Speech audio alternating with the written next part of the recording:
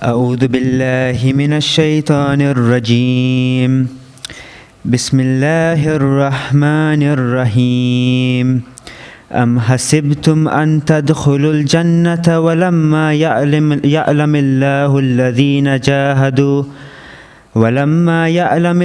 الذين جاهدوا منكم ويعلم الصابرين ولقد كنتم تمنون الموت من قبل أن تلقوه فقد رأيتموه وأنتم تنظرون وما محمد إلا رسول قد خلت من قبل الرسل أفإن مات أو قتل انقلبتم على أعقابكم ومن ينقلب على عقبيه فلن يضر الله شيئا وسيجزي الله الشاكرين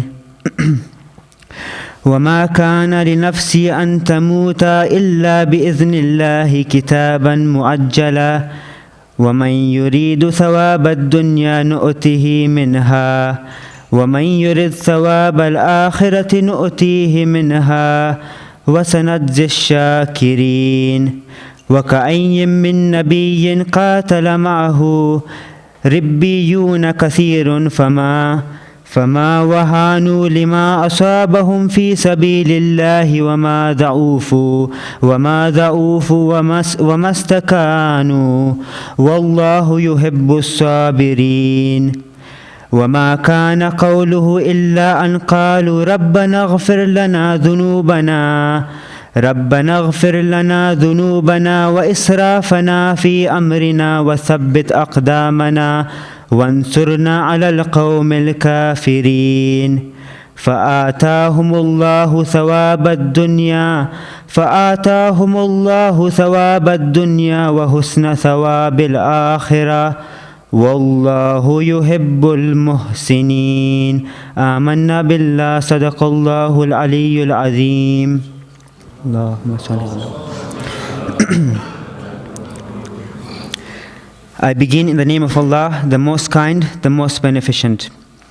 Do you think that you'll enter the garden while Allah has not yet known those who strive hard from amongst you, and He has not known the patient ones? And certainly you desired death before you met it, so indeed you have seen it and you look at it. And Muhammad is no more than an apostle.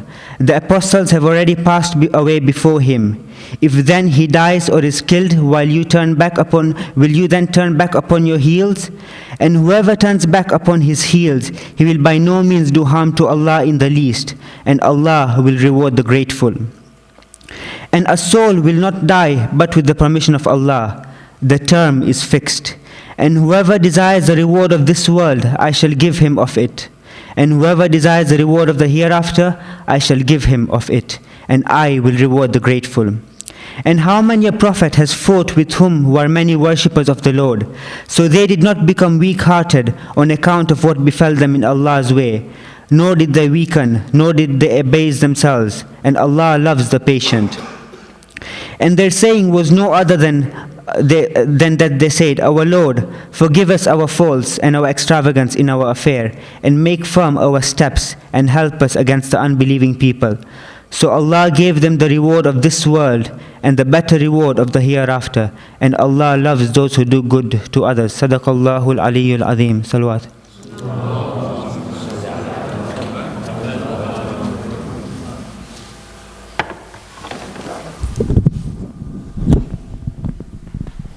I am very excited to welcome you all here this evening.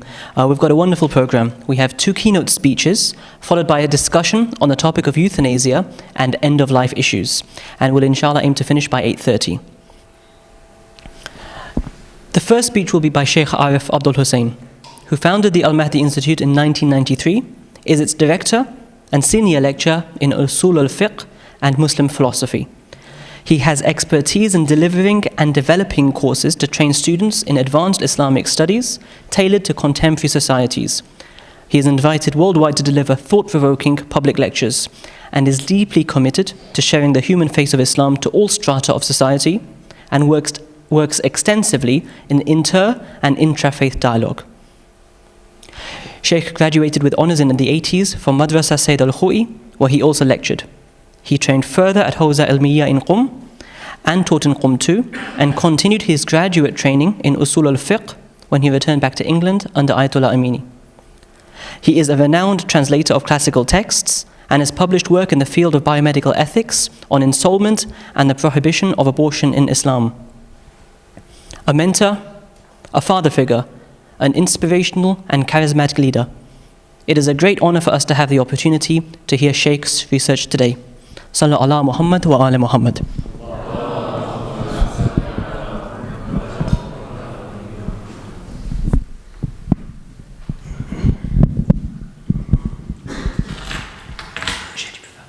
That was very extravagant. It's on your website. Okay. Bismillah ar-Rahman ar-Rahim. Alhamdulillah Rabb al-Alameen. Wassalatu wassalamu ala ashraf al-anbiya'i wal-mursaleen wa alihi at-tayyibin at-tahirin. Amma ba'd, assalamu alaikum jami'an wa rahmatullahi wa barakatuh. I said to my young brother, it was a very extravagant introduction. He said it's on your website, so we need to take it off the website.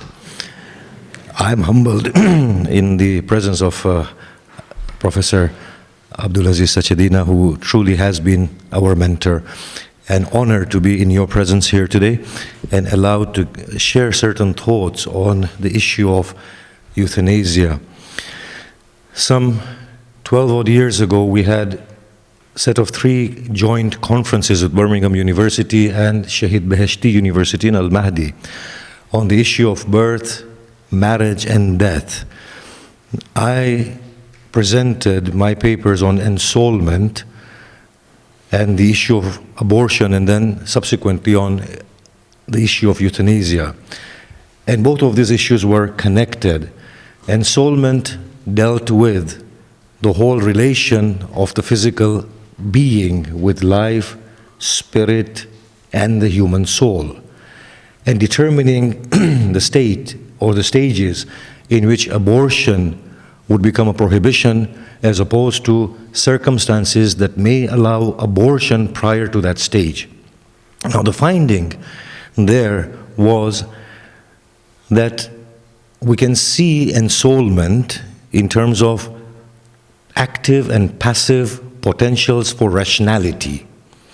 And the conclusion there was that as soon as we reach a stage of active potential of rationality, abortion becomes an absolute prohibition. Now, the point that was being stressed at that point was the whole connection between what we understand as our sense of person and its connection with the body. Now, in Tehran, my presentation on euthanasia, the right to die, followed from the whole issue and the understanding of ensoulment. That when is it right then to terminate life before it terminates naturally? Now, the finding there was that in terms of ending life, it is not a question of active and passive, or passive and active potential for rationality, because rationality with birth becomes active. So the whole criterion there was active and non-active rationality. So when a subject is deemed to be non-active in their rationality, that is the time where we can terminate life. This conclusion was arrived at by broader deliberations, going into the theological literature, the spiritual literature, and trying to understand the nature of what we call soul and its connection with the body, the meaning of life, the meaning of pain, the meaning of suffering. Now, I'll give what I stated there, and then how subsequently I was forced to re-look into the issue and to modify it. So as I stated, the whole idea of active and non-active rationality being the criterion for the right of terminating life was based on the notions of life, soul, growth, through pain and suffering, and the meaning of death.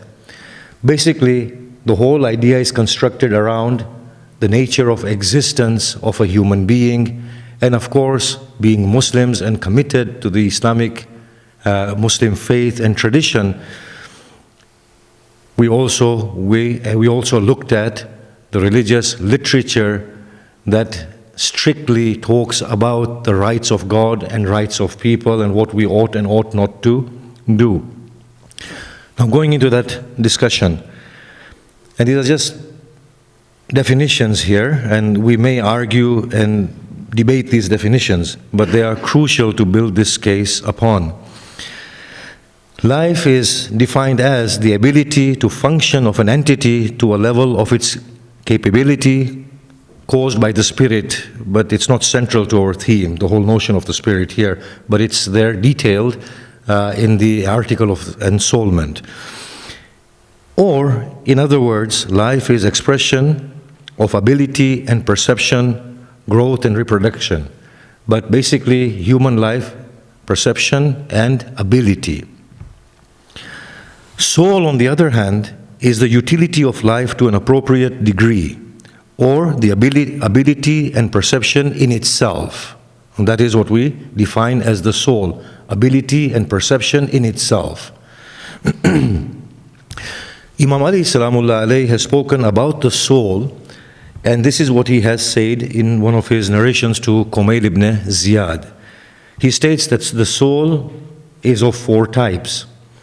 There is a vegetative soul whose function is, there are 5 functions, but I'll just give 2 or 3 main ones: absorption, retention, expulsion, and growth, and of course reproduction. After this, there is the animal soul, whose faculties are, or properties are, seeing, hearing, feeling, smelling, and everything else that we associate with motion, with intention and perception. Now these 2, Imam says, are bodily related. After this comes the rational soul. The Imam describes the faculties of the rational soul as remembrance, reflection, meditation, basically thinking and contemplation. After this, the Imam says there's a godly soul and describes it in a very mystical, spiritual way. Permanence in destruction, seeing blessing in tribulation, so on and so forth. And the Imam says that these 2 levels of soul, the rational and the godly, are not bodily connected, rather their origin is from beyond the material body. What is interesting here, and what Ibn Sina notes, is that the soul that we speak of in the case of the rational soul includes within itself the vegetable and the animal soul in an evolutionary fashion. It's more like a seed growing into a tree. So the human soul, at the level of rational soul, has within itself the animal and the vegetable soul. And here, what we find is that if we analyze it further and look at certain Muslim philosophers, that there is actually a mind-body unity, as opposed to the Cartesian duality in which mind is seen separate to the body. Now this is essential for our thesis here. If we see the mind emerging through the body, then that gives us a sort of a yardstick to understand how we think around the issue of death. So the soul evolves. If we look at the fetus, we see the fetus as a growing plant. Then potentially it becomes an animal. And then potentially it becomes a rational being. But the rationality is not active. However, the plant self of the fetus is active because it is absorbing, retaining, so on and so forth. We also find the animal self or the animal soul active within the fetus in terms of its motion. But the human soul within a fetus is a potential. So we can see it's bodily connected. And it is here that the scholars state that in accordance with the soul, that it is jismaniyatul huduth, ruhaniyatul baqa, that it is, its origin is bodily, its permanence or its existence beyond the body is spiritual. It's not something that can be destroyed at the destruction of the body. So, the one thing that we need to clarify here is that the Muslim philosophers have been of this attitude or of this understanding that the human soul does not come into the body, rather it emerges through the dynamism of the physically working body. It emerges. And after its emergence from the body, it evolves through the worldly, bodily life and goes from one stage to another. As I said, this plays a very, very important role in our understanding of life and death. What this means is that there's an intimate connection between mind and matter. And the mind evolves through the course of life. And at the end of life, mind acquires the fullness of its own existence. So the human soul acquires the fullness of its own existence at the time of natural death. Now here, of course, philosophically we can ask a lot of questions, and I might just preempt them now. What of people who are killed prematurely in accidents or in wars, so on and so forth? We have to then, of course, deal with that theme as well. Although my own opinion about the Jismaniyatul Huduth, I don't concur with this opinion at all of Jismaniyatul Huduth, because it leaves a huge question mark when we come to the issue of theodicy, the existence of God, and the existence of suffering, and not merely rebuttaling the argument through a logical, syllogistic reasoning, but providing concrete argument and defense for God. So it falters at that point, but it suits us here to quote this. Death, therefore, is the completion of the soul and a time of rebirth, according to our spiritual and theological literature. Based on this, hastening death is like taking a premature birth into the next realm. Now, the analogy is made with the realm of the womb and this world. The analogy between this world and the realm that is to come, we then liken it to the womb and this world. If a fetus exits the womb prematurely, it is deficient, lacking, handicapped, and cannot sustain the challenges of life in this world. It's deformed. This is the same thing that is being repeated by our scholars and by looking at the spiritual literature about a premature death in this world and exiting into the next realm. That if a person were to die prior to their natural set time, they would take birth in the other world in a state of deformity and would not be able to handle the challenges of that world. But unlike this one, where there's an option of death, there is no longer an option of that in the next world. At this point, we can say, therefore, that if euthanasia is considered as mercy, then it may not be a mercy at all.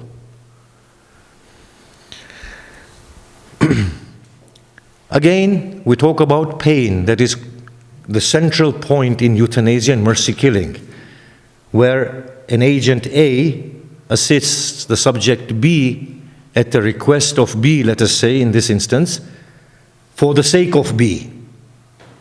So A is providing service to B for the sake of B, because B can no longer tolerate life due to the pains and suffering of life. And as far as that is concerned, it's seen as a state of mercy and service. But if we were to introduce this particular understanding of life and death, it may not be seen as mercy or as service. If anything, it would be seen as disservice. Now, pain is seen as a very, very positive part within the spiritual and theological literature in terms of the refinement of the human soul and its growth. This is another thing we need to remember when we look at the Islamic literature and try and understand the whole issue. But we need to clarify that pain and suffering are two different terms and two different notions. Pain is a general sort of a notion. Suffering is a far more restricted idea. Pain can lead to suffering and may not. Suffering is a psychological state. And it's a very relativistic state as such. Suffering, according to the Quran and other literature, is a concomitant of life. Allah says, لَقَدْ خَلَقْنَا الْإِنسَانَ فِي كَبَدٍ. We have created man in difficulties. And every level of difficulty requires alleviation of it only to emerge in a different level of difficulty. Suffering, the psychological state, is seen as a vital element of growth.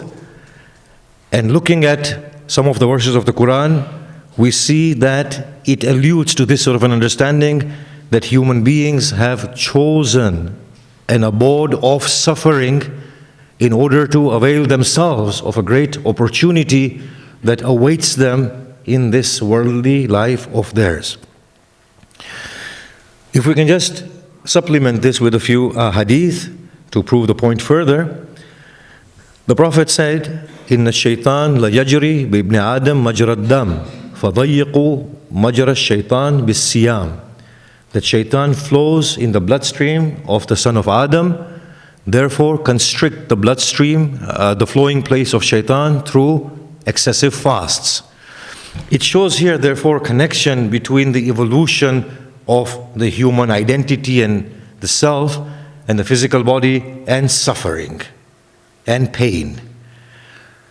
That the more the human self or soul is detached from the body through the arduous process of pain and suffering, the greater is the refinement of the soul. Again, we see the hadith which says, "A painful death is like bitter medicine, after whose consumption there is nothing but cure." That's the hadith. And then the hadith states also that a painful death is a means of purity.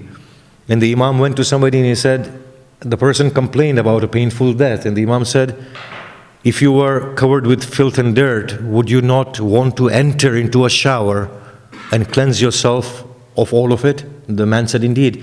He said, "This painful death is washing away the dirt and the filth of the soul to the extent that you will be left sinless at the point of death." And then, of course, the whole idea of purgatory and barzakh and purification, which is not specific to the Muslim faith, but it's within the Abrahamic faiths as a whole. That is in terms of pain and its connection with the refinement of the soul in the worldly life and its natural evolution within the body and becoming purged from the body as it goes along. Then also we have a hadith talking about the idea of suicide. The hadith states that he who kills himself through unbearable pains and suffering will find himself in a greater pain and greater suffering, and that will not be a means of release. Based on this, assisting in death is not an act of mercy, but it can be questioned as to whether it can be at all a service as well. And the implication is that a Muslim may not be allowed to assist in ending the life of a non-Muslim. Because in euthanasia, if we talk about the right to die, then as a Muslim, once they subscribe to Islam and acknowledge the right of God beyond their own, then of course that right goes away. That right is no longer there. But what about a non-Muslim, assisting a non-Muslim in their death? Can that be considered an act of service and mercy? According to this analysis, it may not be. Based on all of this sort of an understanding, what I concluded in Tehran was that so long as a person is perceiving, the person is evolving. Because as long as a person is aware, then the sense of suffering is there. And if suffering is there, and if suffering is concomitant with evolution of the soul, then so long as the person is aware, then the person cannot be deprived of the opportunity to evolve and grow further. They should be allowed to live. I did not only conclude this, I went on to conclude that life has to be sustained as far as possible. All things being equal, it's not a strain on the NHS or whatever. Life has to be sustained as far as possible. Now, before going on to the modifications that I made subsequently, would just like to quote certain verses. This conclusion falls neatly within the ordinances of the Quran.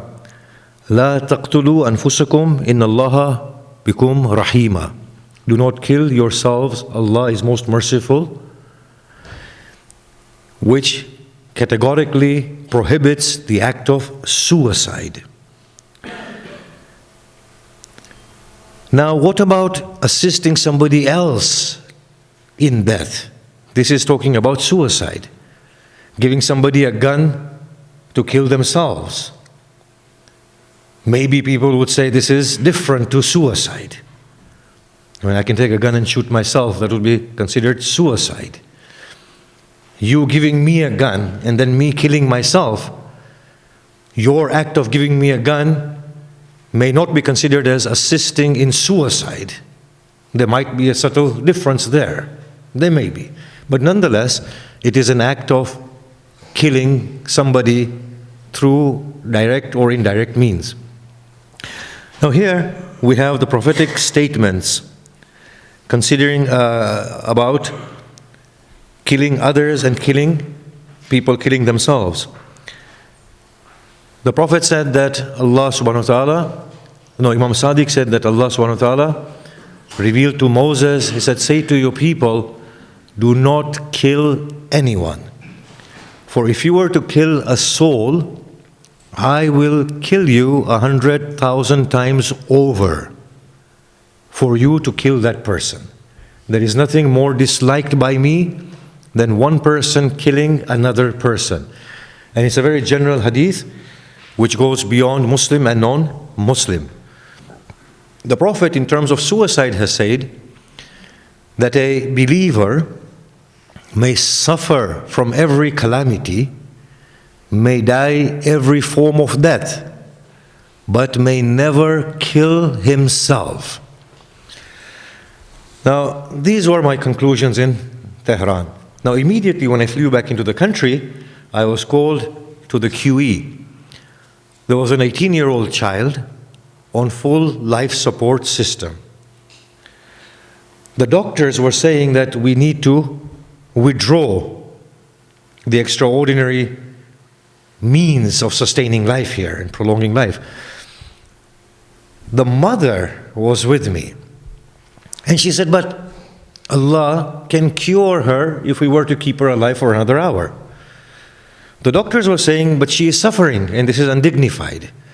If you do not allow us, we will get an injunction and switch off the machines. So I said to the doctor, considering my own findings that life has to be sustained. He said, well, how far do you want me to go? He said, if I were to give you 10% of the drugs that we are administrating upon this person, it would kill you instantly. The next thing you will ask me to do, he said, is to put my hand physically inside her chest and start pumping her heart with my hand, which I can do in order to sustain her life. I said, but the notion of suffering and everything, we don't know if she's suffering or not. He said, look, I'm not interested in any of these things. It was at that point that I was brought face to face with reality on the ground, that these theories really don't work. They need to be thought through once again by looking at real cases. I asked them to give us an hour to decide. Within the hour, that young lady lost her life, and I thanked Allah. It was a double-edged sword. Imagine the implications.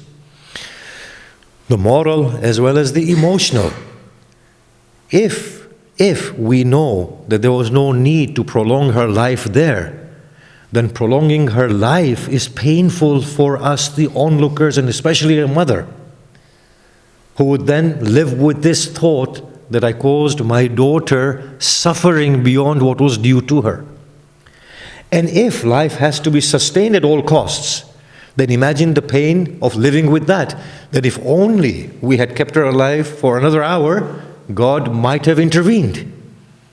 There is a no-win situation here, and therefore we need clear-cut understanding without any guilt. The other case I was faced with was when I still hadn't come to a revision of my ideas. I was in Africa and I got a phone call from a very dear friend, and he said, look, my mother is dying. The doctors are saying that we need to withdraw the life support system. And I said, no, her life has to be sustained, because if she were to miraculously be cured, she is not brain dead. There is active rationality there. So the life has to be preserved as far as possible, because there's a possibility.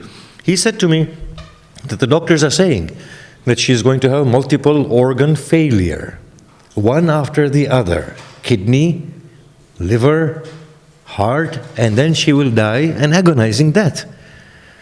I said to him, this is my finding, and I can't say anything other than this. And as they had described, she went through the whole process and she died in the way that they had described. Now, it was here that I was forced to rethink into the whole issue of the meaning of life, suffering. I'm shortening this because my time is finished. Life, death, pain, the right to die. So this is then the modification that I made, and if we have the time afterwards, we can discuss it. That as long as a subject has active rationality and is evolving through perception, that provided they are able to sustain life naturally or with some assistance such as respiratory machines, then their life has to be sustained. Minimal assistance. They are aware and they need assistance to live. Then at that point, if somebody were to say, switch off the machine and sedate me and let me die in the next 8-10 hours, such a wish should not be honored. First thing.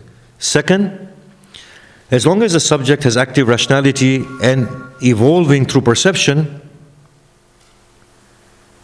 and they want to live, provided that the means are available to sustain their life, then their life ought to be sustained, because it is their wish to live. The third one is, if there is active rationality and there's a fighting chance for somebody to live, somebody at the age of 20, 25, 30, there's a fighting chance there, then their life has to be sustained. In these scenarios, their request for assistance in dying cannot be honored. Even if they were to say that if I were to die, do not resuscitate me, if they have a fighting chance or minimum assistance is required, then their wish cannot be honored. They have to be resuscitated and given that chance. On the other hand, there is a person who is very old and we know they are frail. If they were to say that if ever I die, do not resuscitate me, then their wish ought to be honored, because they have lived their natural course of life, even if there is active rationality there, because their term of growing and evolution has arrived to its completion. Of course, the case of non-active rationality is clear-cut. We can do what we want there. Now, if this is clear, then this would work in all forms of euthanasia, whether they are voluntary euthanasia, active or passive, withdrawing the life support systems, or not applying them in the first instance. Whether it's non-voluntary, active or passive, or involuntary, active or passive. In terms of actions and omissions, which go into extraordinary and ordinary means, these are all very relative. These have to be decided by the experts in their own field. And even though there's a high chance of mistakes occurring, the human existence is one that is led on the principle of fallibility. We will make mistakes. It's inevitable. But we need to have certain clear-cut yardsticks. Although what I have said is not without philosophical problem either. There are many instances you might point out that would conflict all of these things that I have quoted. There's one more distinction that is very important, and that is intending death and foreseeing death. Although philosophically they say that morally it has no value because it doesn't give us a clear-cut criteria as to when we are allowed to kill somebody or assist in killing and when we are not. It's something that is internal. But for a believing community, it's very, very important that whilst administrating drugs to reduce the pain, the intention is not this, that through these drugs, the patient or the subject should die. But the intention is this, that I know that inevitably this will lead to death, but I'm not intending that death. That should be the intention because of our sort of Islam, commitment to Islam and to God, and to be righteous within ourselves. One last thing that I'll touch on now and then leave. Hopefully it will come up in discussions. Organ donation and the certainty of death. That if people intend to donate their organs, then certain organs can only be given before actual death. But giving those organs will result in a certain death. That would again fall into the above category. It would have to be decided in accordance with the above category. Thank you all very much.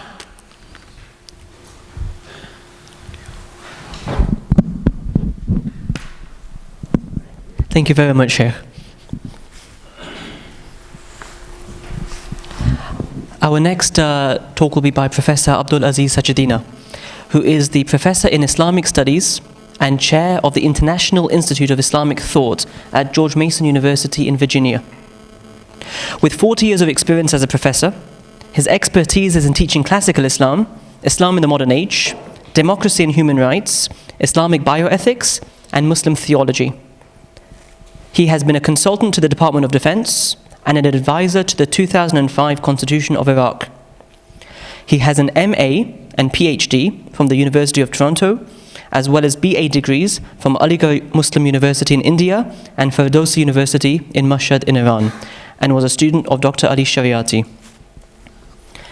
His book, Islamic Biomedical Ethics, published in 2009 by the Oxford University Press, has been described as the first book on Islamic bioethics that deals with the issues of Islamic legal thought and Islamic theological ethics. This book was named in 2010 as the best book of the year by the Ministry of Culture of Iran. His work is also published in The Lancet, and just his work on biomedical ethics alone have been cited hundreds of times by others in journals and books. It is a great privilege for us to have the opportunity to hear Professor's research today. Sallu ala Muhammad wa ala Muhammad.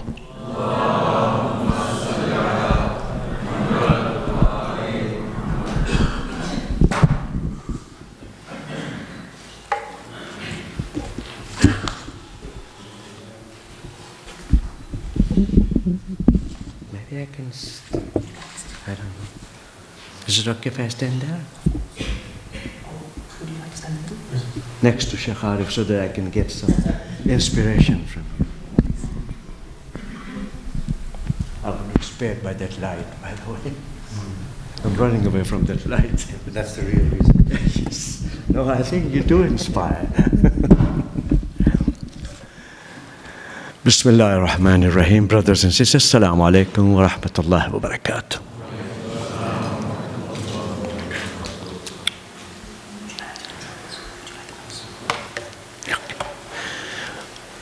We have a large topic in front of us, and I doubt if I can do justice to it in the time that is allotted to me, about some 25 minutes, right? Is there a clock somewhere? Okay. At least I should keep within the time and not bore you too much.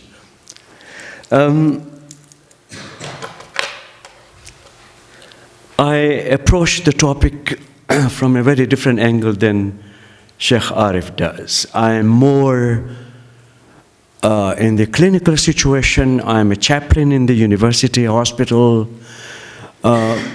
and I go and see the patients and work with them in the real life situation and how those difficult decisions are to be made. But before I really come to that, I want to underscore something very important, which is the complexity of the issues that modern medicine has created. We did not discuss these issues 30, 40 years ago. They're becoming more and more prevalent in the clinical situation, in the healthcare institutions, where these decisions are to be made. And the decisions are difficult because there's so much emotion involved. And it is something that you and I are faced with, more so in the modern times than we were in the cultures from where we come, where death is accepted as a reality. In the modern Western culture, North America and Europe, there is an element of fighting against the limit imposed by death on us. And we try to want to be living as long as we can. And medical profession is geared towards finding ways of prolonging life, curing the patients, relieving them from pain and suffering. And yet I think religious scholars have still not found enough information that I would call substantial circumstances, which should be used to make decisions. And I will show you clearly how I move into the subject. There are two methods in making decisions about these issues that are commonly found in the Islamic legal literature. And we have this, clearly, the method of casuistry, which is actually al-iftā fil qadā' al-dhamir, something that is connected with the human conscience. Your decisions are made by taking into account, if you were in that position, what would you do? If you were put in that position, how would you react to that? If you had to make a decision for your mother, for your father, for your beloved, what would you do? I think that's an important part of that methodology, where the conscience matters. And I think our physicians are constantly working in the situation where they are tried through their conscientious understanding of life and death. How much should they accept? How much should they reject? And all these things are, I want you to understand the complexity of the situation in the healthcare institutions. The second method is application of Islamic principles. Again, my thesis is built like yours, Dr. Fanai, that we have tried to clearly, I think, limit everything within the legal deliberations. Whereas we need to open up legal deliberations to the ethical deliberations, which are important for your and my understanding of the everyday situation. I want to be very clear, and so that I'm not misunderstood where I'm coming from. I believe in democracy of knowledge. And I believe that all human beings must be empowered, not only with rationality that God has given us, but be able to say that I know what I'm doing. At the end of the day, if you're conscientiously involved in deciding over a matter, then you would come to that decision. And I'm very confidently speaking about it, that how many times I have been put in the hospital situation trying to help the ethics committee to make a decision about someone who is, going to die. That's what the prognosis says, and how we should help the medical team to make that decision easily. I want to show you the way I see as a juridical, and my colleagues, Dr. Shaykh Arif and others who are also working in the legal tradition. I think it's important for me to show clearly how a fatwa is derived. And I'm pointing out, I don't have a pointer, but here I can walk a little farther from the speakers. I speak loudly enough. Derivation of the juridical decision is extremely important in the community of the faithful. The Jews want to hear their rabbis telling them. Christians want to hear their priests telling them. And we also want our imams to tell us in the community situation what the decision is all about, because we can't make those decisions. They are very touchy topics. But I want you to pay attention to the errors that I'm marking. This is where the new case comes up. With the new medical phenomenological, at least advancements, we know we can prolong life, and we know we can help the patient to live a better quality, to have a better quality of life. And therefore, all the mechanisms that are in place in the healthcare institutions are geared towards helping the new case. And this is what we call, this is the particular minor premise in specifying specific instance in which we have to make a decision. And our movement, the legal scholars who are working in it, is back and forth, back and forth. This is what we call casuistic decisions. Thank you very much. This is what we call casuistic decisions that we are going to make. The final juridical decision, also known as hukm or fatwa, is necessary conclusion based on the information we have of the case. Let's keep in mind that Islamic law is a case law. A case affair appears from time to time to push us to do the research in the past decisions that were made. And this is the decisions that we will call, they were rationally based decisions or textually based decisions. But I want to show you the difference with the ethical decision. Ethical decision is different in some sense. What I want you to pay attention to is that the ethical decision is based on practical reasoning. By that I mean that there's a moral reasoning happening within the context in which you're operating. Contextual dimension play a major role in your ability to find a solution to the ethical dilemma. Can I make the decision or not?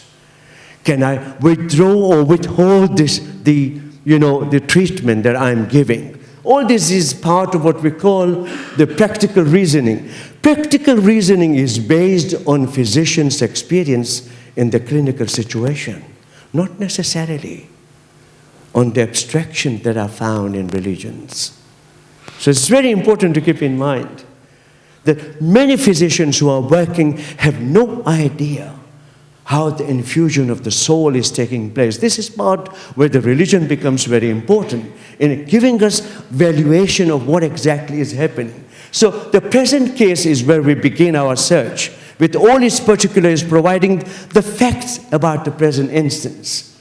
And then you are going through the similar precedents that are provided. Now, my colleagues in biomedical ethics, they talk about secular ethics, which is based on certain principles. Those principles are used, not necessarily all the time. I must say there's a lot of criticism about principle-based bioethics. But here we have an opportunity to say, do we have those in Islam? Can Islam provide us with its own, ethical principles? So we are talking about provisional conclusions. This is what happens in the hospital situation. We are never able to, I work in the ethics committee. We are never able to give anything more than an opinion.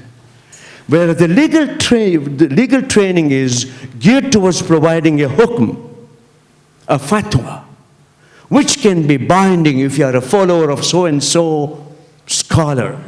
Then it becomes binding on you because you are not a scholar yourself. You need to follow somebody else's opinion.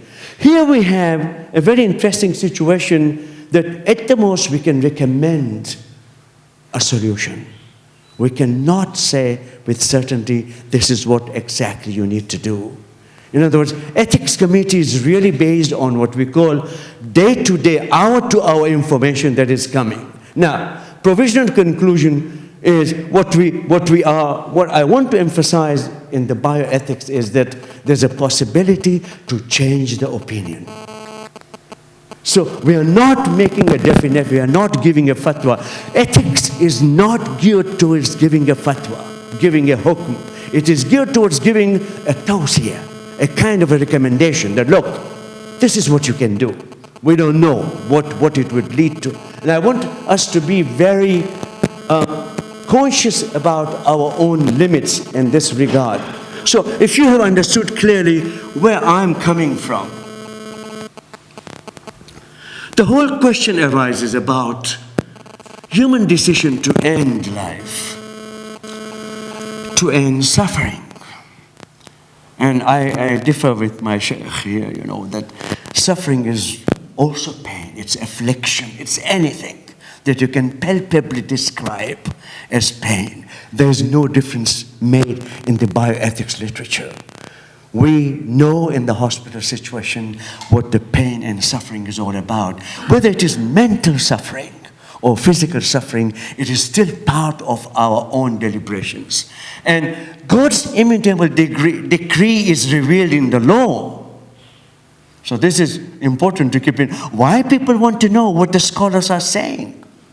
You'll be surprised in the hospital situation. All the time I'm called by the physicians to go to the hospital. It's not only, I'm not taking care of only Muslim patients, by the way, as a chaplain. I'm also supposed to go for the Jews and for the Christians and for atheists. They might not even believe in anything. We still have to provide some kind of linkage with the technology that is being applied and what religion might be telling us what to do in that case. So there is the right, there is no right recognized to die. As Shaykh Arif has clearly said that we are supposed to sustain life. We are supposed to provide anything that would prolong the life. But what we have is collective decisions made by healthcare providers, including attending physicians. These are known as Ahl al-Khibra. They are the specialists. We are not the specialists. I might be philosopher, I might be legal scholar. I really don't know what's happening in the hospital situation. They are the ones who are going to tell me about the substance that I want to know. This is the mawdu' that I'm looking for. In other words, we legal scholars of the Sharia have a limited role when it comes to actual practical decisions that are to be made in the clinical and hospital situation. So let's keep that in mind, that to end suffering, there is a problem there, and I do submit that we still don't have very certain answers and clear-cut directives about that. Now, defining death has become a problematic issue today. You're talking about brain death. I think Shaykh Arif was referring to the brain death as one of the possibilities that is being discussed in the medical literature now. We don't know for certainty. The scholars, Sunni scholars came together, and then we have the Shia scholars also are included, by the way, in the overall, Majma' al-Fiqhi, the council that meets in Jeddah or Riyadh or sometimes Amman and other places, they all come together to discuss the issues connected with this. And I think that the advent of medical technologies have complicated simple directives that could come from religion. Sometimes there were very easy moments to go, to refer to the religion and find solutions that are very, very easy to follow. You say, "Bimashiatillah," this is the will of God. And there is that kind of submission, that we are taught in the culture, that we are not fighting back for the longevity, for something to prolong when there is no hope for a better quality. By the way, the quality of life is not discussed by all the scholars. There's only one that I have found, and this is Marhum Ayatollah Khoyi.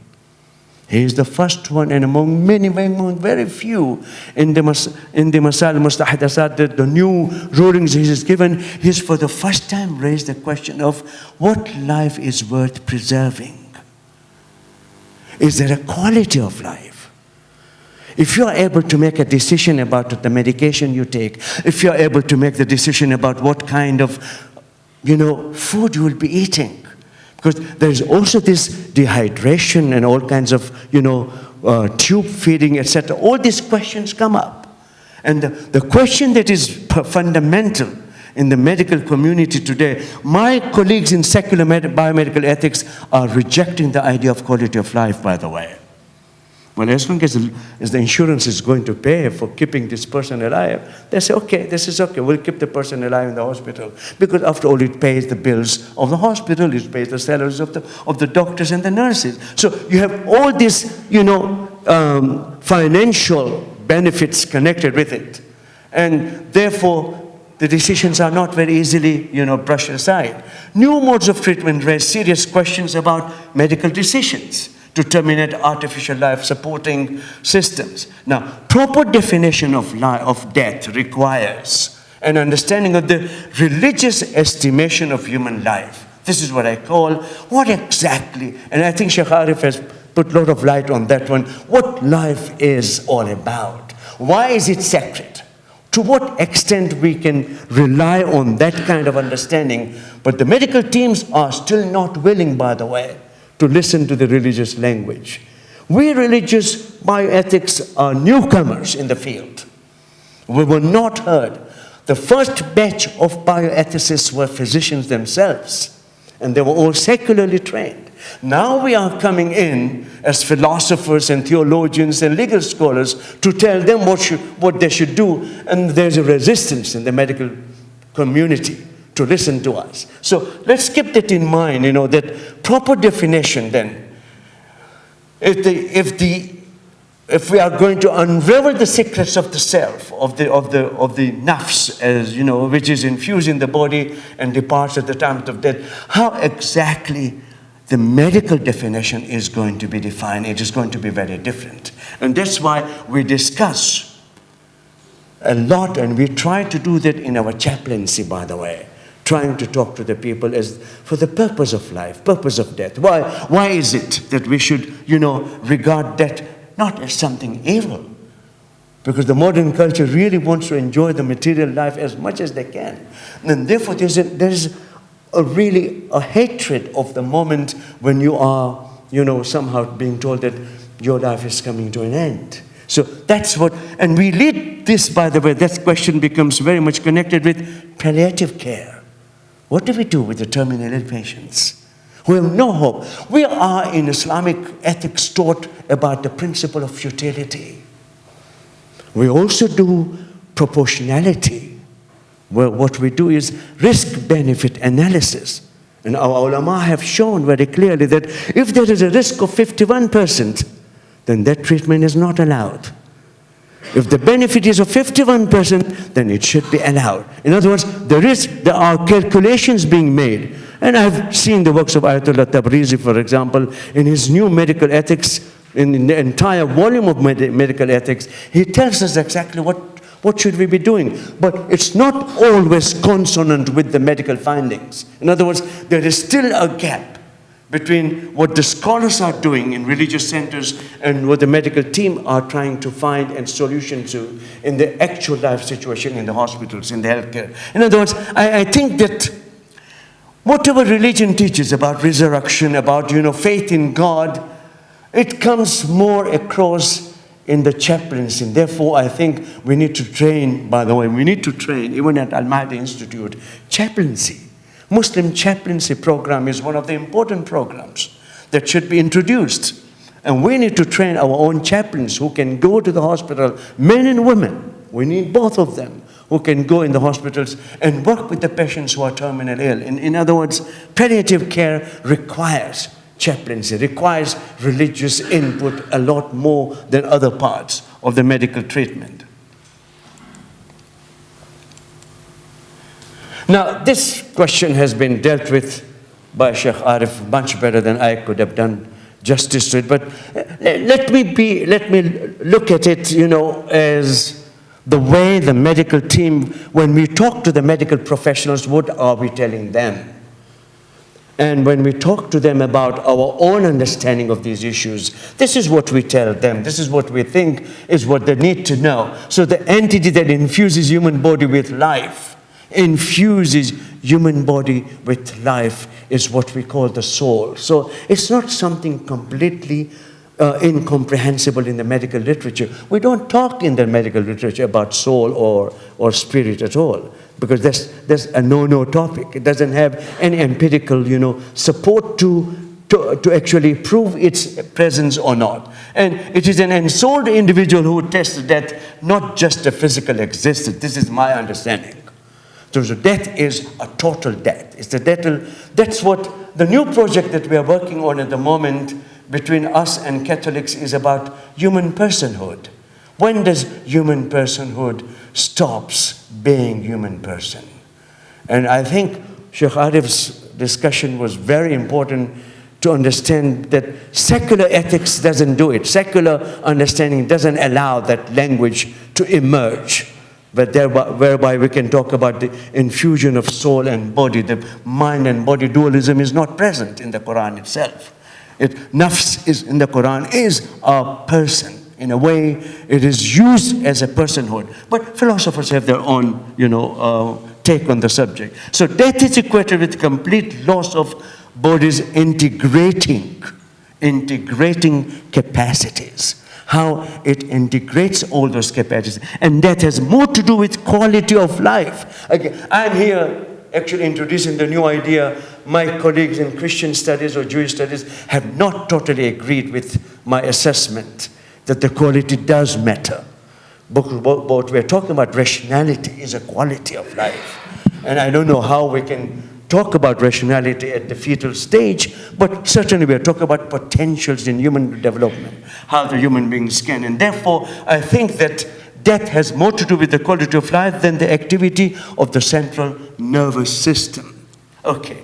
Now, the soul is related to human personality. I want to draw a larger conclusion. I have a paper in front of me about exactly what the life-sustaining treatments can be stopped, when they can be stopped, and this can come up in the question-answer session that we will have after this presentation. But I want you to understand where Islam is coming from. And the medical team knows it quite well, that the locus of soul is not the heart and the blood system. So the new definition of death have changed. We used to think it was the stopping of the heart. And up to now, we still have in the Sharia literature, to find out whether the person is living or not, you have certain tests to perform. And they all deal with the heart pulse. They don't deal with the brain. Therefore, we have large issues confronting us in defining the brain death, because that's where the organ retrieval is very important. Because some of the organs can be retrieved while the body is still warm, but the body is still ventilated. So you use ventilators in order for the organs to be retrieved. Can we retrieve the organs if the person is only brain dead, when the certainty is not available? It's not certain that the person has died, but they do remove the organs at that point, you know. And this has been allowed by almost all the Sunni scholars have agreed upon it. There's a consensus that you can remove. Even in Iran, they are talking about it. Therefore, we have organ banks for the first time, although the parliament did not agree with it, you know. But certainly, there's a fear of organ retrieval, organ harvesting, and the business that goes with it. So that's why it is not, you know, it is still debated and discussed, and we have not come to conclusion. The brain is the seat of the soul and personality. The new nazila, the new fatwas that have come out of Al-Azhar are now talking about quite clearly that the location of the soul is not the heart, it is the brain. So if the cortex is dead, then the person is legally dead. Because that's where the problem lies. What do we do after the death? There is a question of wasiyah, there's a question of, you know, inheritance. All these questions need to be treated only, and they are dependent upon one decision, that the person is legally dead. Is a person legally dead? When the medical team declares the person to be brain dead. So this is what I think we are faced with today. And finally, the knowledge of medical expert and Jewish theologian share the same moral and epistemological taxonomy. They are dealing with the same issues. And this is to determine whether the death has taken place or not. Or it can be hastened, or it can be stopped from that process of natural causation. All these things are part of the discussion today, and we can surely discuss many issues. Thank you for listening. Thank you. Kept within the time, did I? Perfect. We can, yeah.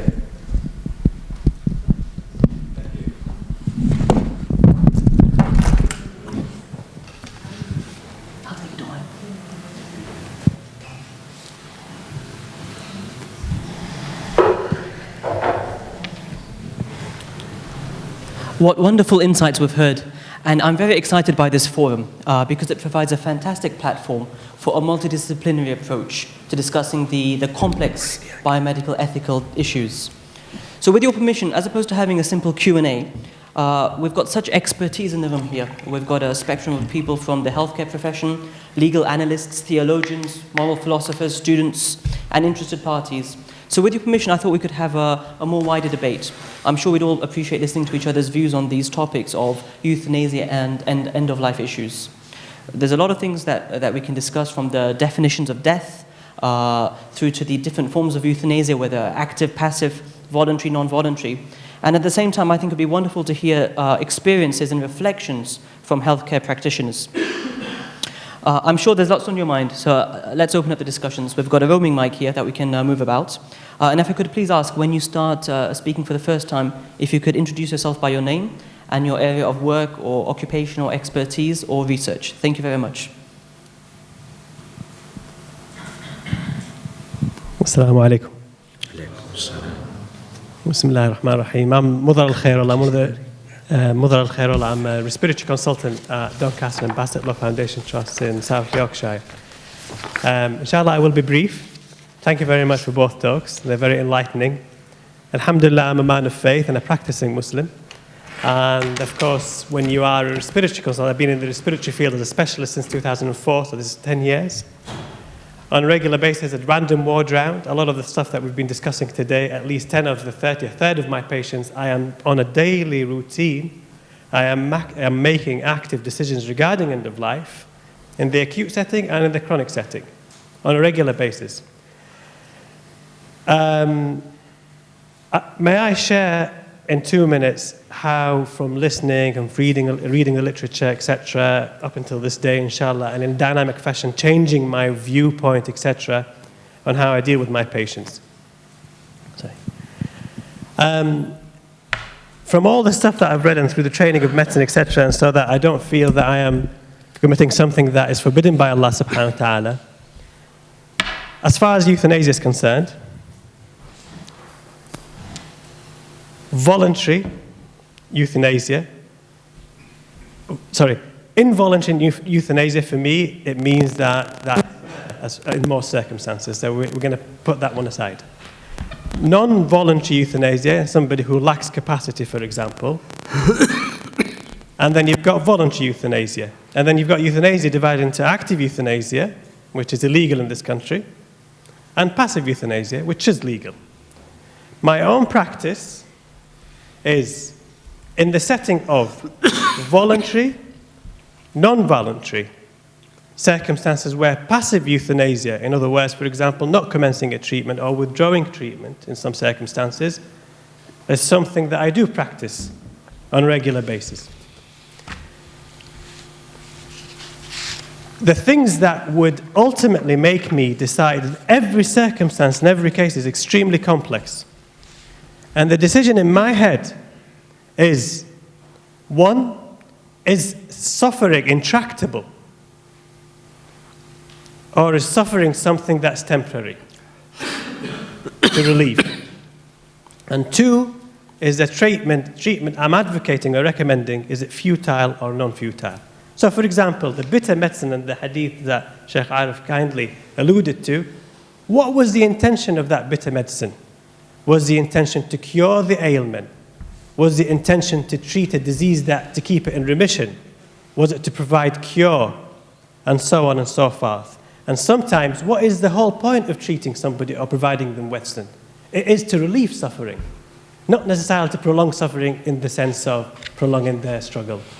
So, intractable suffering is crucial, and futility of treatment is what allows me to make my decisions. I don't know if you have any comments on that. Am I going to hell? One. And the second thing, I think Shaykh Arif, if you come with me on a ward round, either of them, but especially if somebody's not in a medical profession, etc., it would be very enlightening for me because you have the credentials of things that I haven't gone through the path, but the exposure of what actually happens in real life, I'm sure as the experiences, the anecdotes that you kindly shared with us, they do influence the way that you look at things. Thank you very much.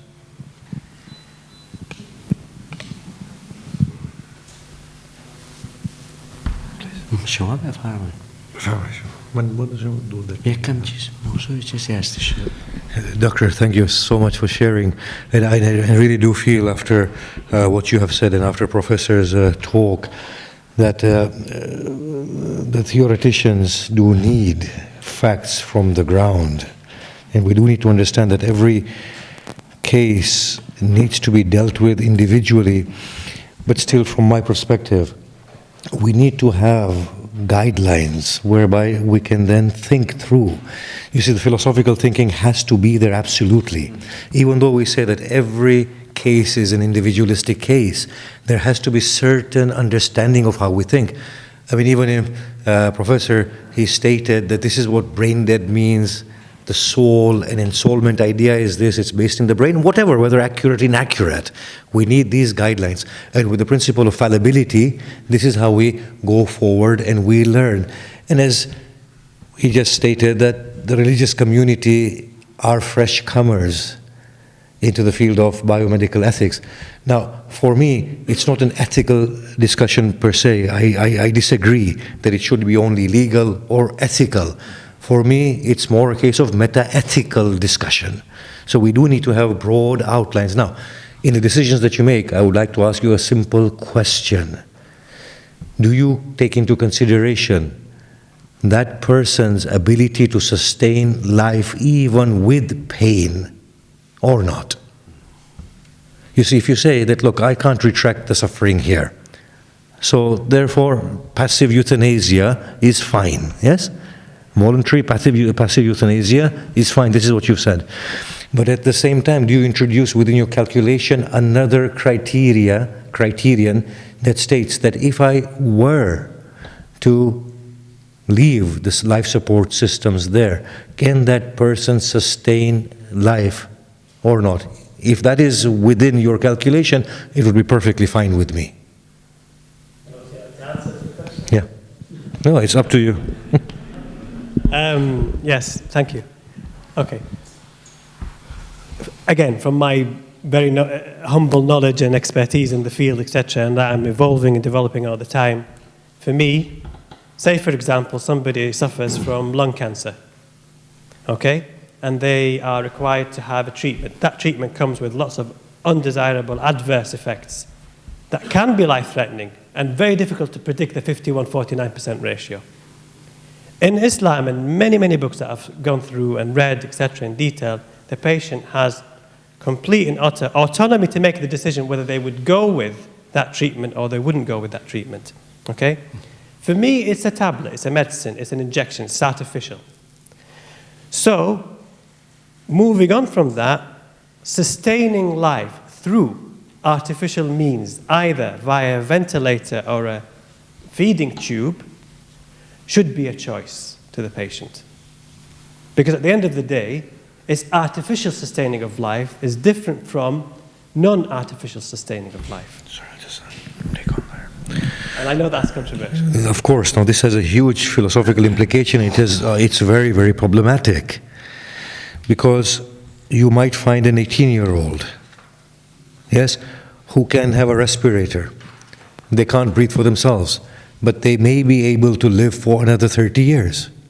So in your understanding, you would withdraw it if it was their choice? Also, I think we need to keep the distinction clear that, as I say, artificial nutrition and hydration, the issue is whether ANH can be considered medical treatment or simply sustaining life. So we need to make a very fine distinction between what you and I would consider as medical treatment in the hospital situation, in the healthcare providing, in their understanding, or is it something just simply to allow even the natural process to continue to do it? I think some of those distinctions are in place in ethical deliberations that we make in these issues. This brings in the importance of individuality of every case. Exactly.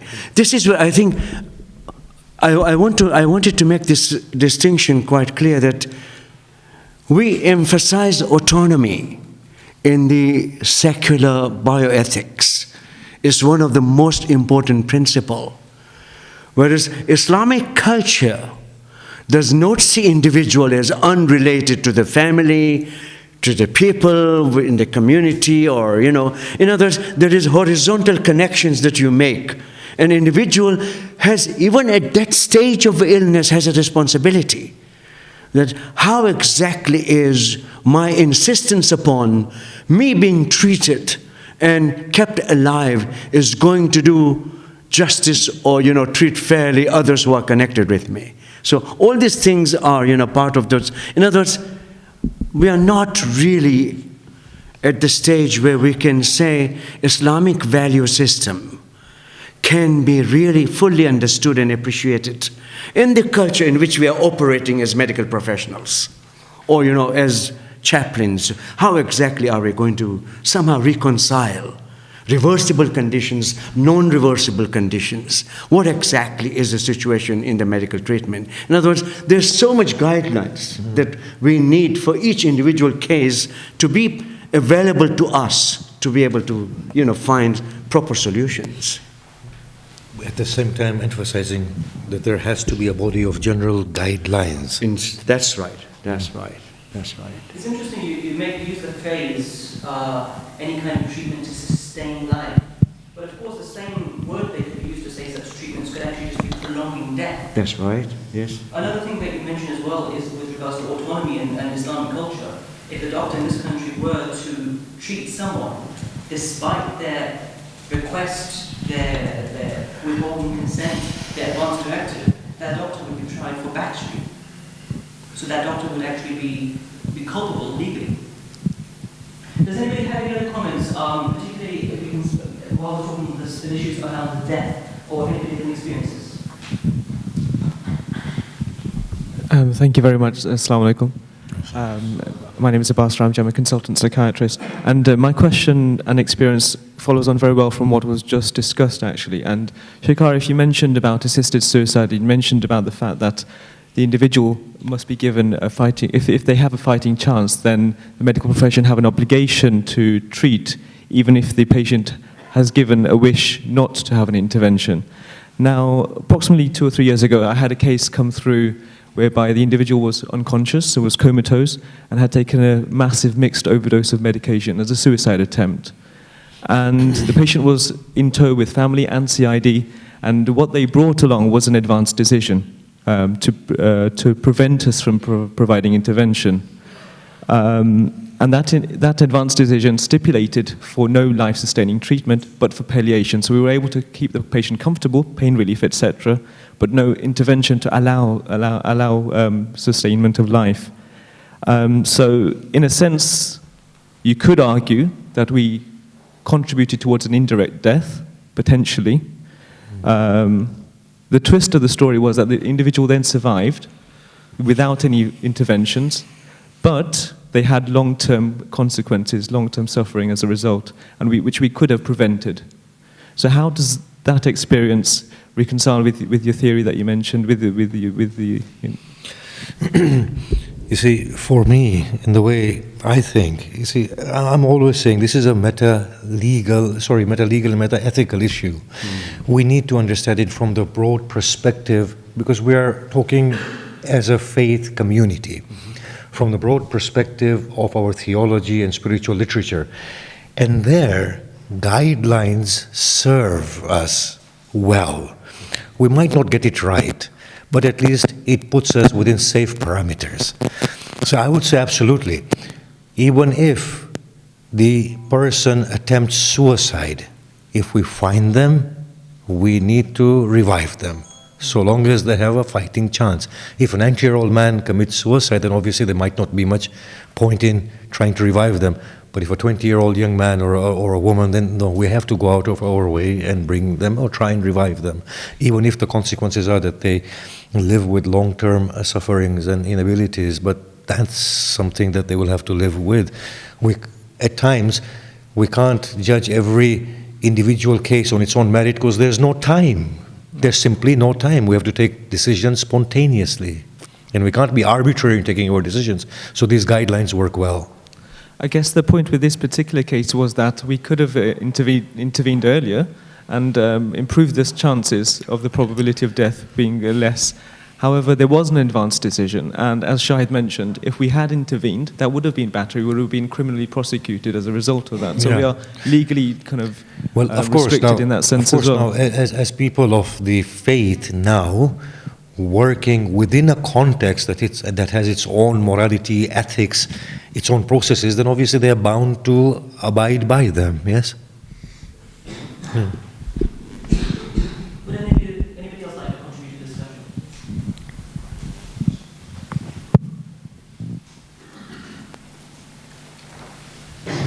Assalamu alaikum.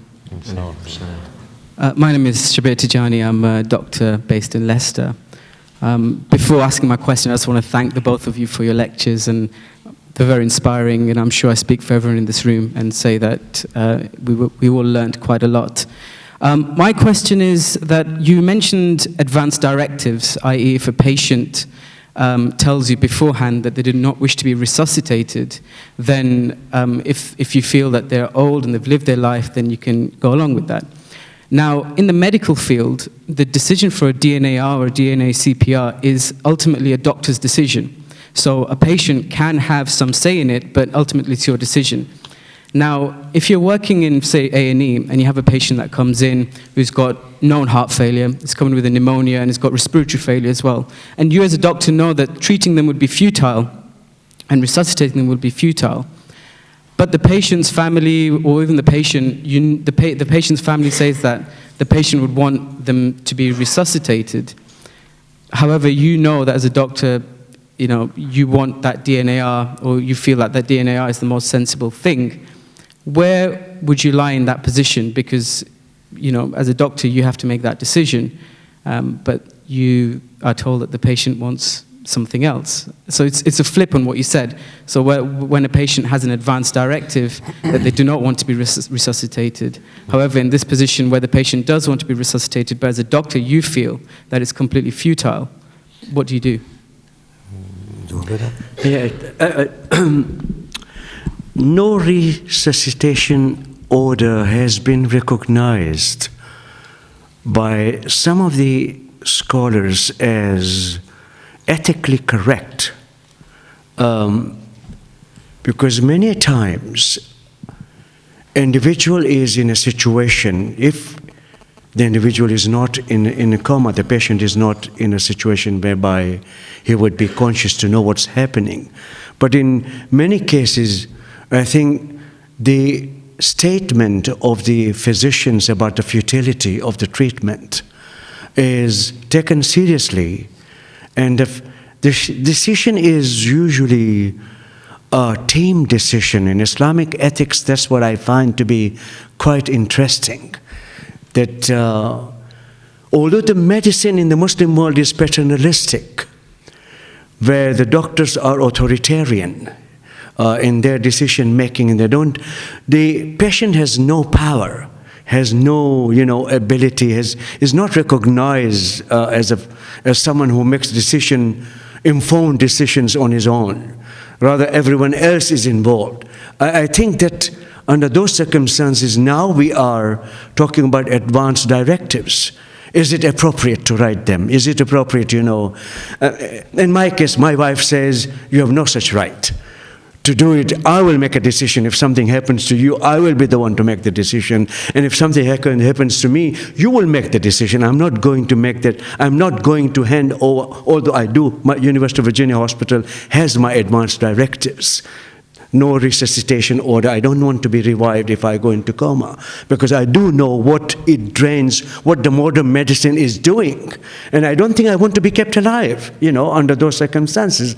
Now, this raises legal, ethical questions, and I don't think we have a very clear-cut guidelines in those matters. And, we are simply struggling with individual cases. And I found I was called in University of Virginia, an Iraqi man had a third stroke.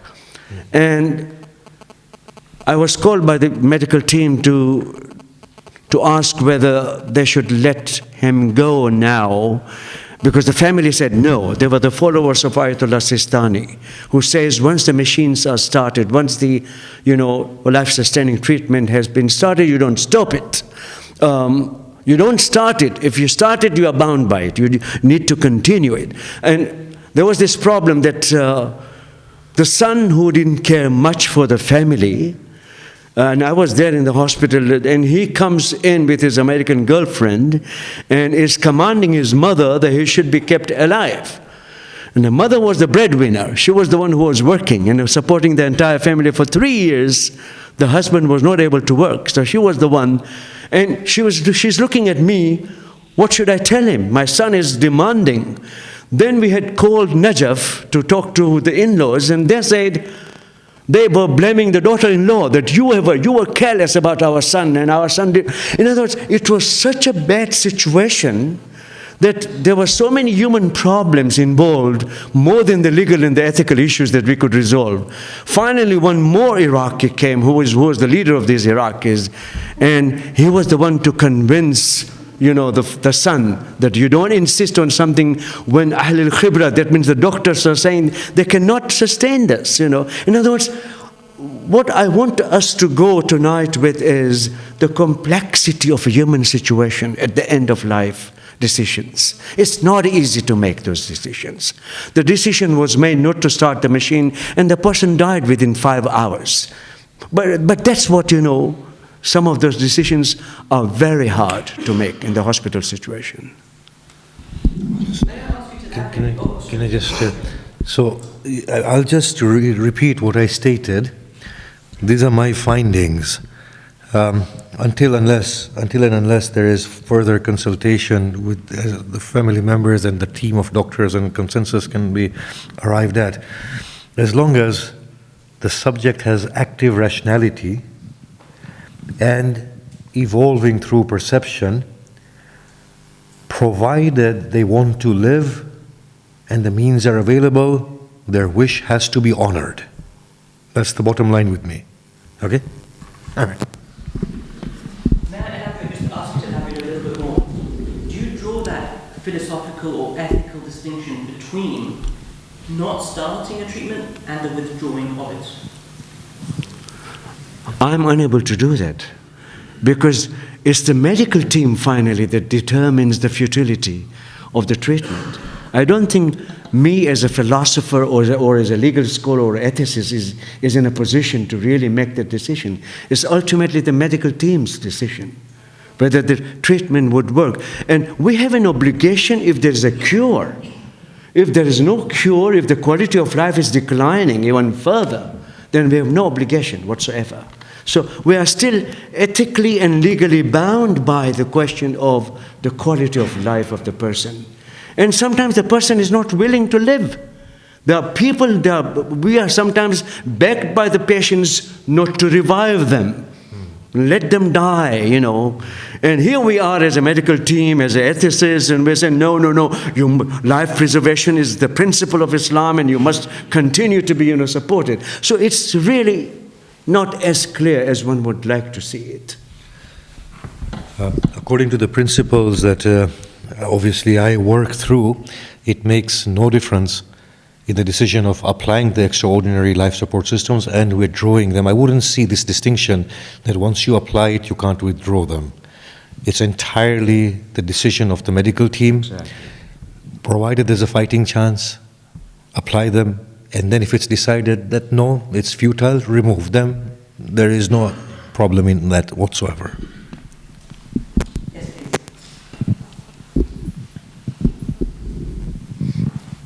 Bismillahirrahmanirrahim. Assalamu alaikum.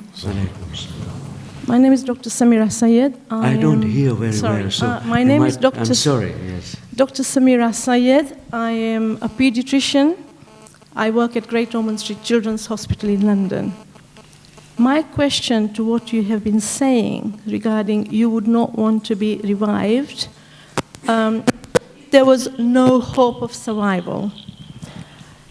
As Muslims, we are asked to make a will before we die. Is this something that when we are still sane in our brain and we know what we're talking about, life and death, is this something that we should be writing in our will, that I do not want to be revived at the stage where there is a decision to be made as life and death? Why put this decision on our relatives or our loved ones at that point? Is this something that we should be encouraging all Muslims or non-Muslims to include that in our will? Please. I would go with Professor Saab's thoughts here. When he mentioned, and this is very important, and our philosophers, by philosophers I don't mean Muslim philosophers, I mean the body of philosophers, thinkers, that the decision does not affect the dying person only. It has implications to the family altogether. And I don't think it's fair only. A person can say, and there can be a rule of thumb, a guideline, that if a person dies and they're at that age where reviving them would not add much to their life apart from prolonging suffering because their natural time of death has come. But apart from that, the decision of resuscitation ought to be left with the family and with the physicians. Could that be seen as a discrimination against someone who's older? That's the slippery slope in ethics. If you are going to make that decision based on age, it is also, we discussed this a lot about allocation of limited resources. Most of the third world countries have limited resources or corrupt systems in place whereby the poor suffer.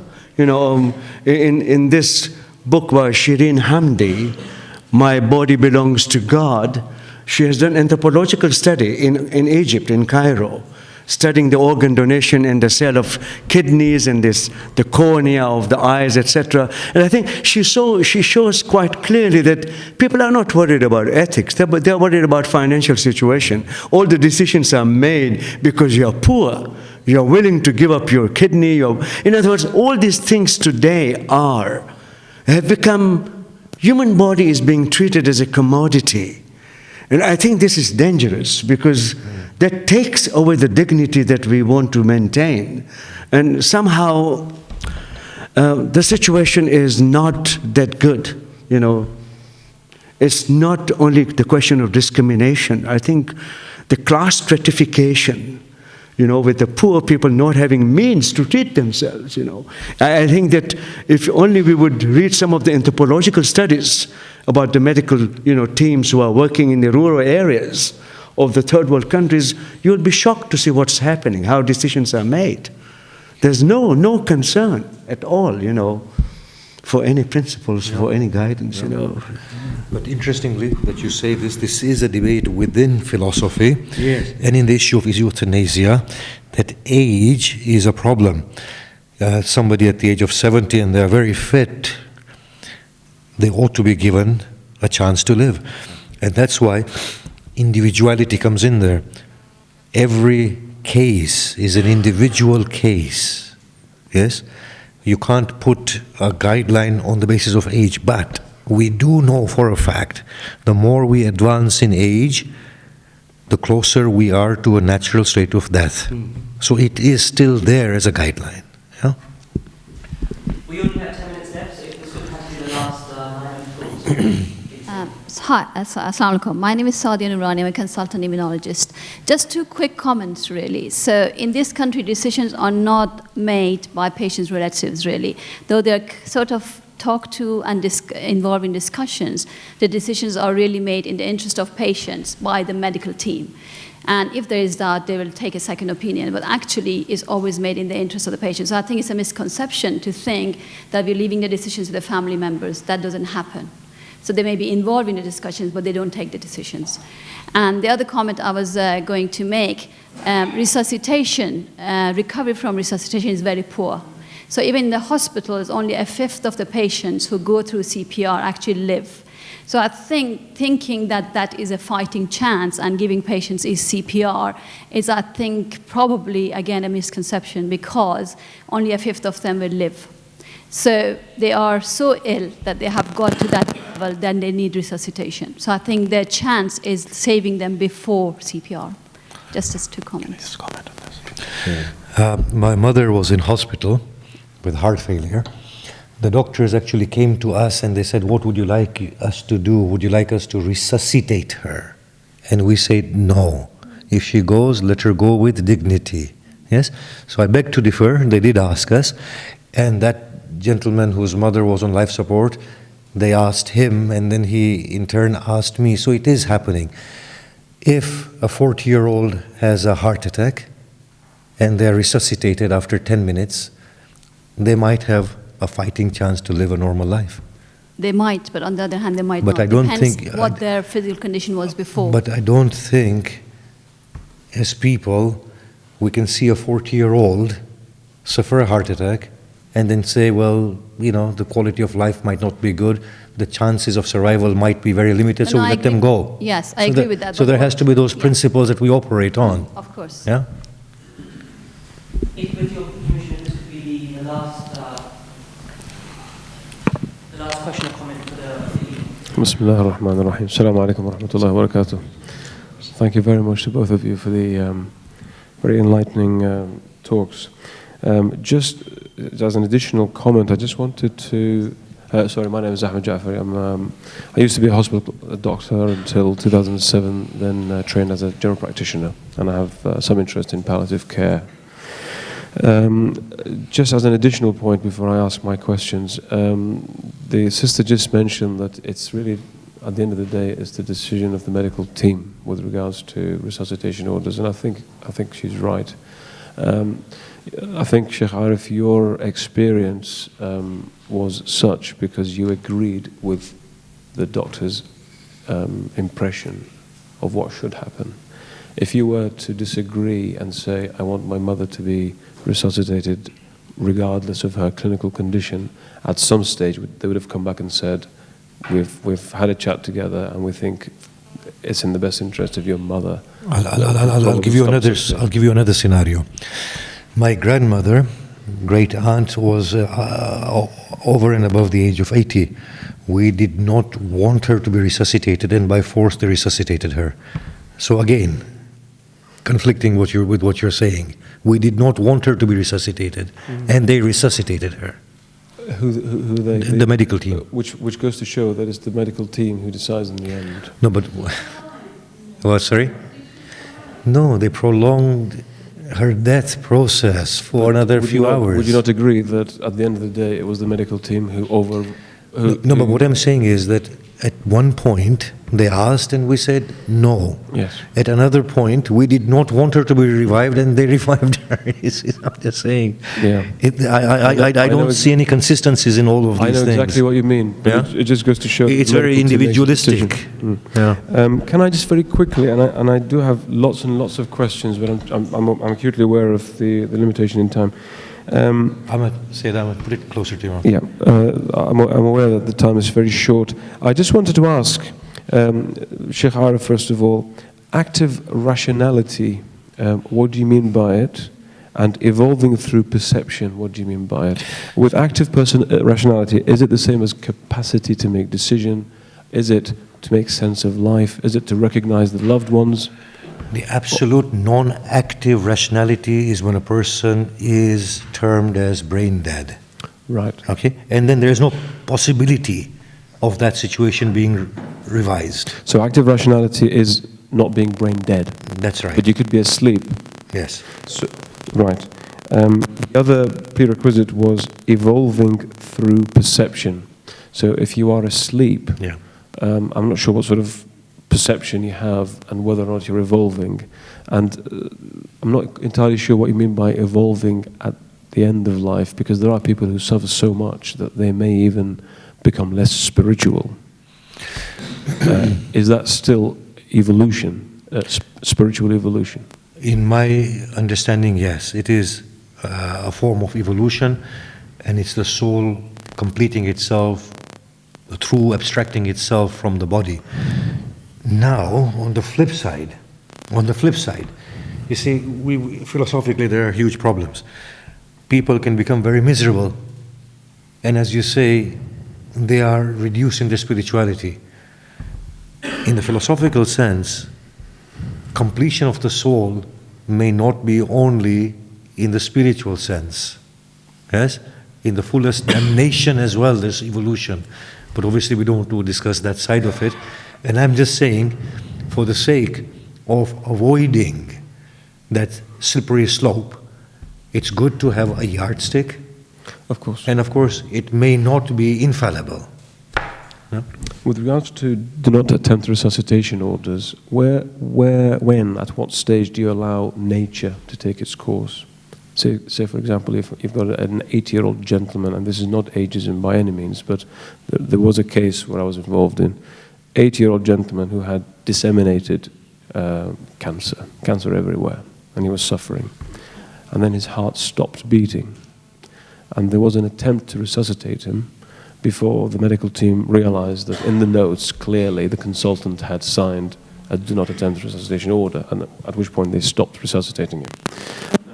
If you have a gentleman who's 80, who has cancer everywhere, and his prognosis is very poor, at what point do you allow nature to take its course? Do you still have to resuscitate only because you can resuscitate? This is a very practical issue in the medical institutions, because we are living in the modern society where the doctors don't feel they are safe from malpractice suing of their decisions at any point. And therefore, I think some of these very sensitive decisions about resuscitating or not are very much informed by what we call the insurance companies, suggesting the payment when you have private health insurance companies who control your decision making in those very sensitive areas that you feel religiously you can't do that. And also the physicians themselves, their training in the practical aspects of professional ethics that demands from them professionalism and not really considering some of the very sensitive issues to the religious people or non-religious people. I think the culture of the hospital, the culture of the clinics is agnostic in general. And it is not a culture in which you can expect sensitivity towards the issues that are important for people's faith and, maintaining their, connections in the spiritual world, so to speak. So I think that there is the good dissertation my student has written in Iran, in Behesht University, is about the ethics of no resuscitation order. And he has examined the records of the hospitals in Iran, in Tehran especially, and there you can have, I think, a very clear view of what the dilemmas are being faced by the medical treatment that is very paternalistic, and the demand of the law and the lawgivers and the way law enforcers are trying to control abuse of that authority in the actual practice. I will just repeat what I stated earlier. As long as the subject has active rationality and evolving through perception, this is the important bit for you, provided they are able to sustain life naturally or with minimum assistance or reasonable assistance. So in your case, you should let them die, the one that you just spoke of. You should let them die. You should let them die. It's slippery slope. I know, but you have to have general guidelines. Yeah, you see, what happens to people who are insane, who are not competent to make any decisions? What will happen to them? Because in human rights questions, we really are worried about the implication of rationality and active rationality. We still need to find the fine points of your definition of that. Yeah, no. It creates a very, I think, tricky situation. Who exactly deserves to be defined as such? So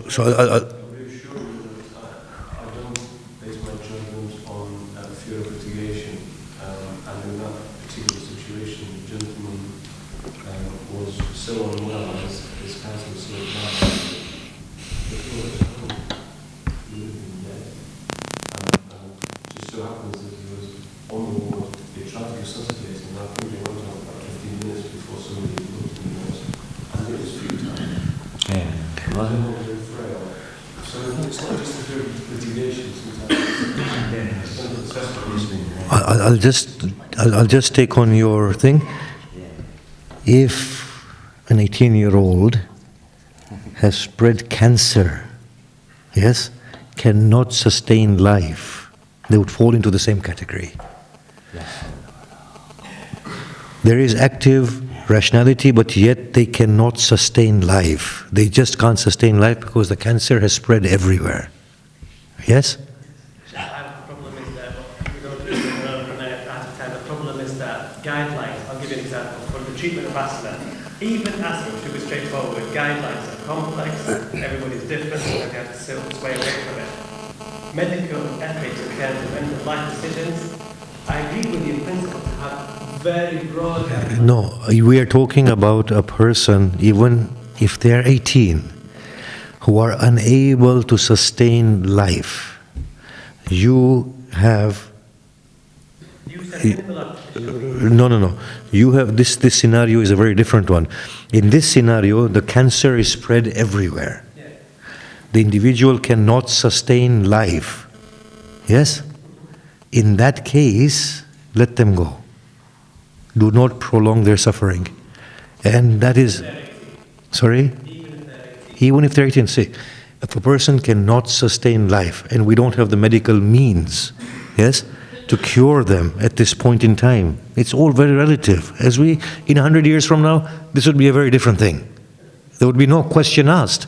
At the age of 80, you have to give them life because they'll live on to be 150, yes? But we're talking about here and now. This is the life that we are living in. If an 18-year-old is in a state that they can't sustain life and they don't have a fighting chance, I would say let them go, even if there is active rationality. What if they say they don't want to go? No, then give them life. As I said, I made that provision here. If they want to live, then honor their wishes. I made that clear there. I was chaplain for somebody for almost 15 years. And every day, the family, the wife was so dedicated. She really took care of her husband. The husband, in the last moment, he was simply, communicating with the eyelid, which was able to, but he didn't want to. They kept on asking me, should we turn off the ventilator? I said, no. And people are, human beings, it's very hard to, find a principle that can be applied across. No, the question that you raised of people who are insane, yes? Of course, them and children are no different. Yes? Yeah. People who cannot make rational judgments in the way we understand, they're no different from children, of course, if they have a quality of life minus the thinking faculty. We need to give them life for as long as we can. Yeah? Please forgive me for wrapping up the discussion and curtailing it. And I know people have had their hands up. Please accept my apologies. I've been asked that this event does complete at 8:30. But over refreshments, there will be the opportunity to discuss further and ask some more questions, if that's okay with you. But I think the discussions today do demonstrate the need for a multidisciplinary forum to discuss these complex issues. There is a paucity of guidance and guidelines for healthcare practitioners and the public on Islamic biomedical ethics. I'm delighted to hear that the Institute is setting up a center for Islamic biomedical research. The Institute is also undergoing extensive renovations and will be extremely grateful if you could consider contributing to these developments, either as a one-off donation or a regular donation at the stall at the back, where you can also purchase their publications.